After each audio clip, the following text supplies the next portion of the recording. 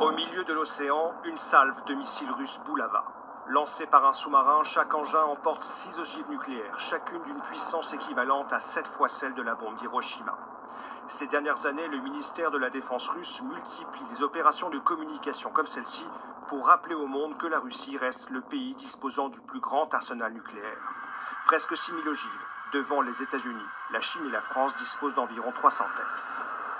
Pour lancer ces missiles nucléaires, la Russie dispose d'un arsenal récemment modernisé. Des bombardiers Tupolev, des sous-marins furtifs et des missiles balistiques qui peuvent être tirés depuis des silos ou des unités mobiles. Le missile SS-27, par exemple, peut atteindre n'importe quel site dans le monde. Son temps de vol est de 10 à 30 minutes et son rayon d'action dépasse 11 000 km. Mais jusqu'à maintenant, la Russie envisageait l'emploi de l'arme atomique uniquement en riposte ou pour dissuader un ennemi de l'attaquer.